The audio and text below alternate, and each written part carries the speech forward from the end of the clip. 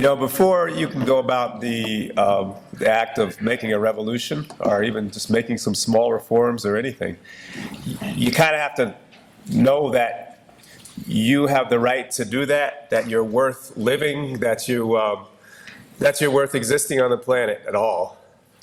And the best historians and revolutionaries can help facilitate that. And the scientists, they help facilitate that by letting you know where you are in society, what role you play. And they do this by drawing a map, taking something very complicated. Scientists will take a complicated thing like the universe, and they'll be able to give you a address and say that you got a map covered in your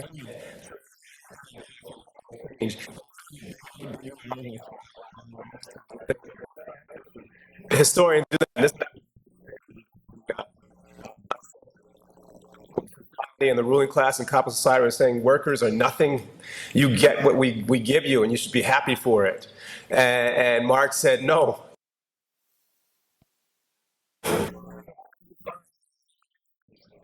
Leslie, who helped define what people are, where they are, and that they have a right to exist and to fight and to struggle. I just want to read something from Transgender Warrior. Someone made a comment about it, and it said, he said, reading Transgender Warriors almost 20 years ago helped me understand my own relationship to sex and gender. It taught me that I'm not alone here beyond the ones and zeros of the gender binary, and that in some ways we all live within the fractions and infinites. That's the kind of effect that Leslie had on people, to make you think that you have a right to fight and to struggle. There's many other things. We're told that we're not natural. The ruling class tells us you're not natural, or you're too black, or your body isn't able to do something, so you're not able to do anything. All of these things are told to keep us down and keep us from fighting back, and what Leslie did was help us stay on target and be able to fight back. And just on the personal notes, I was really happy to see Sekou's picture with Leslie over there, because Leslie touched everybody, and it was so inclusive and so empowering to everyone, so important. And when Sekou was, some events happened, and some folks who thought they were revolutionaries destroyed his trust, and folks who were supposed to be progressive and did some things that were, not very good to a child.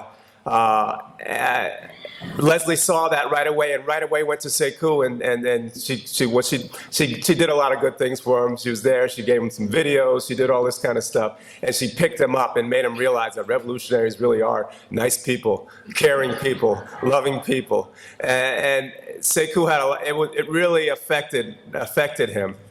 There was a story when he was in 3rd grade. He had to do an interview with Leslie, and oops, is it time yet? Okay. He had to do an interview with Leslie, and Leslie, he said, because the LA branch was very proud to be able to distribute Drag King Dreams, and there were some book signings and things like that. And he was at the book signings, but he also did an interview for his third grade class, and his impression of Leslie was that, he told Leslie, it's good to be transgender, because if the men's bathroom is full, then you can go to the women's bathroom. And Leslie laughed. It just showed how he really,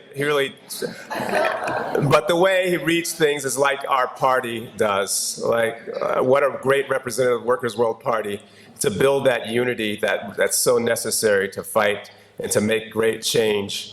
And so I'm so proud to be a member of the same party that Leslie was in. And thank you very much for that. And I'll do like Bob said, and try to be Leslie Feinberg. Thanks.